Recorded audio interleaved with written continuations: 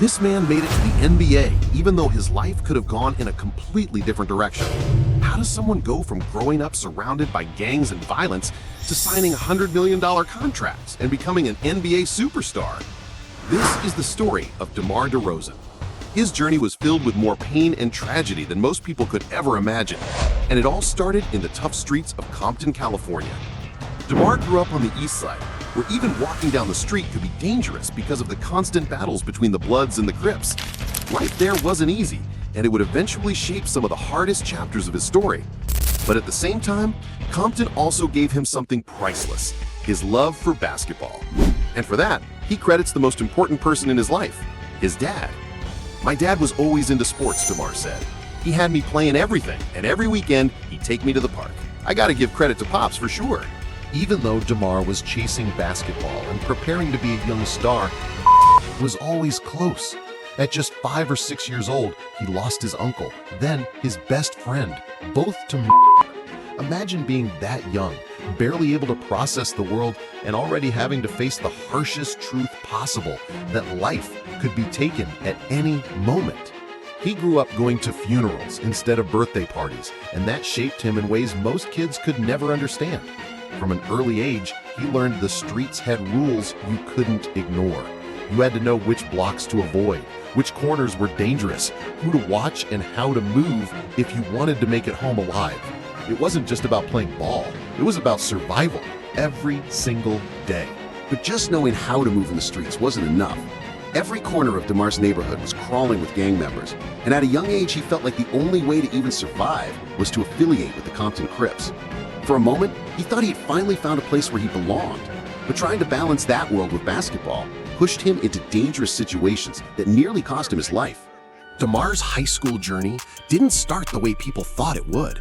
Instead of leaving for a big program that had produced NBA talent, he chose to stay home at Compton High, close to where the streets were toughest. For him, it was about safety as much as basketball.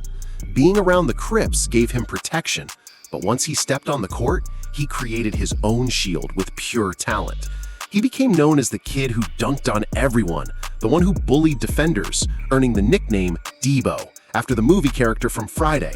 But in Compton, there was also an unwritten rule called the Hooper's Pass. Everyone knew it, gangs and hustlers included. If you were a real hooper, you were off limits. Nobody would mess with you because you carried the hope of the neighborhood. DeMar's dominance earned him that pass, and it gave him freedom to focus on basketball when many kids his age were stuck in the streets. And with that chance, he turned into a phenomenon. As a freshman, he averaged 26 points and 8 rebounds per game, better numbers than LeBron James had as a freshman. In Compton, that was more than just impressive. It was a sign that DeMar wasn't just another kid in the neighborhood. He was already on his way to becoming a star. DeMar's hard work was finally starting to pay off, but one day, everything nearly ended before it could even begin. On his way to his favorite spot to practice, a couple of guys stepped in front of him and threatened to In that moment, DeMar's life flashed before his eyes, but when they realized who he was, they backed off. Everybody in Compton knew DeBo, and everybody knew what would happen if anyone laid a hand on the city's rising star. His basketball talent had already made waves across the neighborhood, and this near-death moment only fueled him to push harder than ever. From then on, DeMar played with a fire that couldn't be matched. He became one of the best shooters the city had ever seen, dominating every court he stepped on. His name climbed up the national rankings until he was listed as the 3rd best high school player in the entire country. With that, he earned exclusive invitations to the biggest high school basketball events in the world.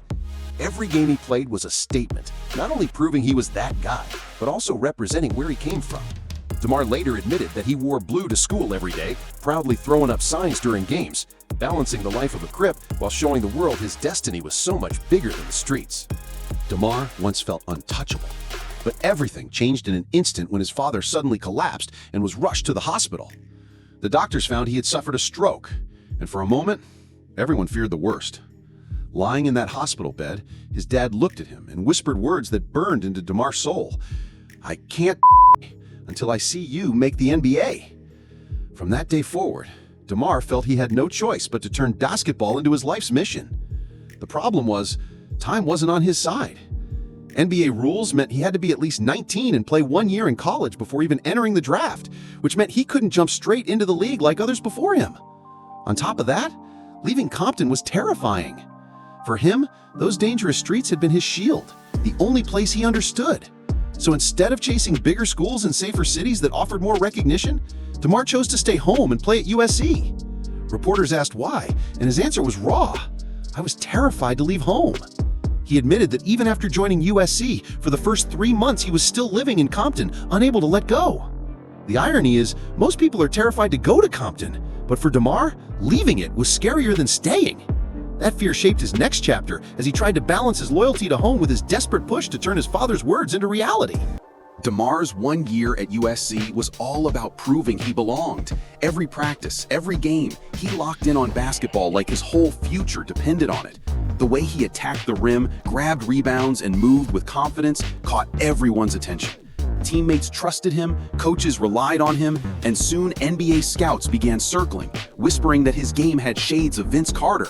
That kind of praise for a freshman was no joke, but DeMar stayed focused. He wasn't chasing headlines, he was chasing a dream, one that would make his late father proud. After his season ended, there was no question left. He declared for the NBA draft, ready to take the next step. Draft night was electric. 60 young men waiting to hear their names, their lives about to change forever. The first pick, Blake Griffin. The third pick, James Harden. The seventh pick, Stephen Curry. Each announcement brought more tension, more pressure. And then, with the ninth pick in the 2009 NBA draft, the Toronto Raptors selected DeMar DeRozan. The arena erupted, analysts calling him one of the most promising players in the class. For DeMar, it wasn't just about shaking the commissioner's hand. It was about everything he had overcome. From the dangerous streets of Compton to walking on stage as a top 10 draft pick, he had turned pain into purpose. And that night, his NBA journey truly began. DeMar had finally made it to the NBA as a Toronto Raptor, the dream every kid from Compton prayed for. But before he could even celebrate, reality hit harder than any defender ever could. His phone rang and the news crushed him. His dad was sicker than ever. DeMar rushed to be by his side, bracing himself for the inevitable. But when he walked into that room, his dad didn't want tears or pity. All he cared about was passing on one last mission: go win a championship. Those words became DeMar's fuel. From the moment he stepped on the court, he played like a man on fire, evolving into one of the league's most dangerous scorers, throwing down dunks that had the crowd roaring, and climbing all the way to all-star status. But as much as he was rising, time was slipping away, and the championship still seemed out of reach.